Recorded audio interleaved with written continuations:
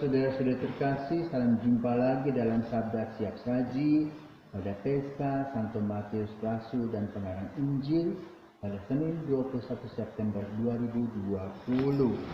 Marilah kita berdoa dalam nama Bapa, Putra, dan Roh Kudus. Amin. Oh para rasul mulia, putra raja yang kuasa, didikan guru utama yang mengatasi segala. Di Yerusalem surgawi penuh cahaya ilahi, kalian menjadi dasar bagi gereja yang benar. Kami rayakan pestamu, kami kenangkan jasamu, sambil mengucapkan syukur atas pengorbanan luhur. Terpujilah Yesus Kristus yang sudah sudi mengutus, Rasul yang dipilih Bapa, dipenuhi dengan rohnya. Amin. Allah Bapa yang maha murah, kerahimanmu tiada taranya, Santo Matius, pegawai pajak telah kau pilih menjadi rasul dan kelak juga pengarang Injilmu. Semoga kami dikuatkan oleh teladan hidupnya dan dibantu oleh doa permohonannya. Sekarang pun bangkit mengikuti Engkau dan mengikat diri padamu dengan hati teguh milik Yesus Putramu dan pengantara kami kini dan sepanjang masa. Amin. Tuhan bersamamu dan bersama rohmu. Inilah Injil Yesus Kristus menurut Matius, dimuliakanlah Tuhan. Pada suatu hari Yesus melihat seorang yang bernama Matius duduk di rumah cukai. Yesus berkata kepadanya, "Ikutlah aku." Maka berdirilah Matius lalu mengikuti dia. Kemudian ketika Yesus makan di rumah Matius, datanglah banyak pemungut cukai dan orang berdosa makan bersama-sama dengan dia dan murid-muridnya. Melihat itu berkatalah orang-orang Farisi kepada murid-murid Yesus, "Mengapa gurumu makan bersama dengan pemungut cukai dan orang berdosa?" Yesus mendengarnya dan berkata, "Bukan orang sehat yang memerlukan tabib, melainkan orang sakit. Maka pergilah dan pelajarilah arti firman ini. Yang kukehendaki ialah belas kasihan dan bukan persembahan. Karena aku datang bukan untuk memanggil orang benar, melainkan orang berdosa." Demikianlah Injil Tuhan, terpujilah Kristus. Saudara-saudara terkasih, Matius bukan orang bodoh. Pasti dia pintar dengan menggunakan model akuntansi zaman dulu jadul. Berhitung. Jadi ketika dia bertugas di rumah cukai, dia masih hitung uang pajak yang dikumpulkan, berapa persen yang harus diambil dari rakyat, dicatatnya. Apakah dia juga mengambilnya atau tidak, itu urusan dia. Tetapi bahwa dia bukan orang yang bodoh.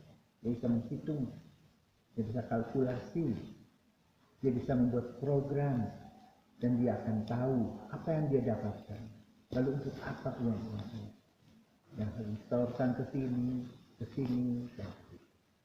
Membuat SAB dia. Maka Matius sama seperti Menteri Keuangan kita membuat tax amnesty, pengampunan atas pajak. Sibuk dan asik dengan teman-temannya, dan tinggal kumpul uang. Dan boleh katakan hidupnya jaya secara material. Tetapi orang mencemooh mereka. Karena diindikasikan, dikelompokkan orang yang pegang itu suka makan uang. Padahal belum tentu semua begitu. Karena uang sudah sensitif. Tetapi ketika dia bergabung dengan Yesus, Matius tidak lagi pegang uang, tapi sudah ikat. Perjumpaan Yesus ke rumah cukainya luar biasa.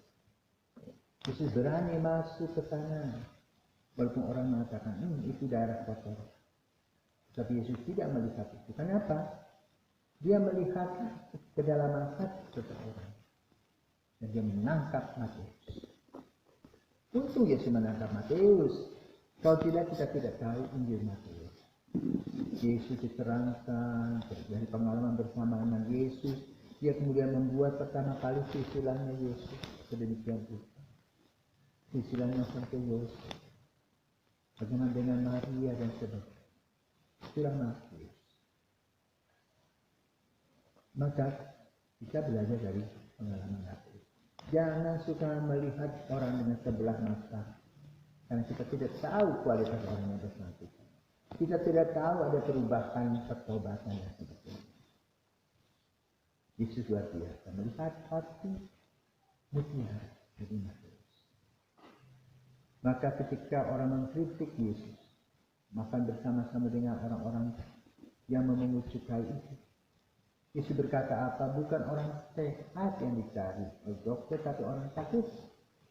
Artinya dia ingin mendapatkan seseorang yang betul sudah merasakan pahit ketinggian hidup, sudah merasakan hasil godaan, tapi kemudian masuk dalam pertobatan, dan setelah mengalami pertobatan maka orang menjadi hebat seperti Matius.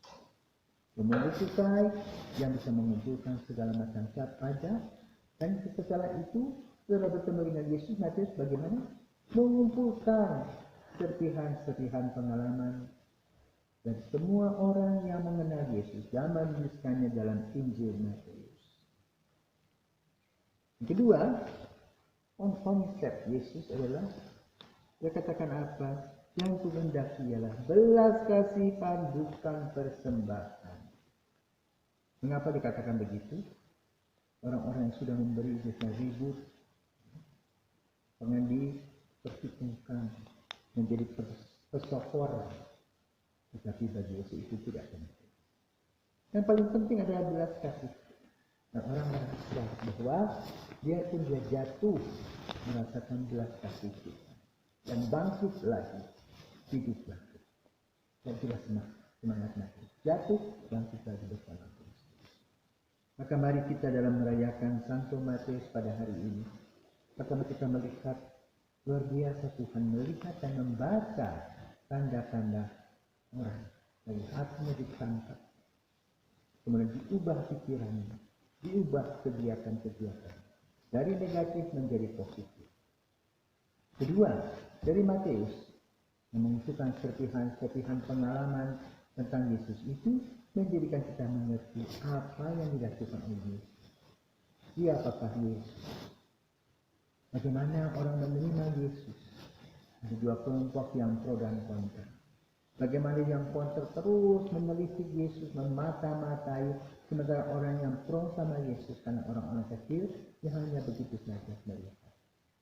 Tapi yang paling gencar adalah orang-orang yang kontra dengan Yesus, karena kehadiran Yesus membuat mereka tidak lagi diperhitungkan seperti dulu. Kehebatannya juga dilihat dibandingkan dengan kehebatan Yesus.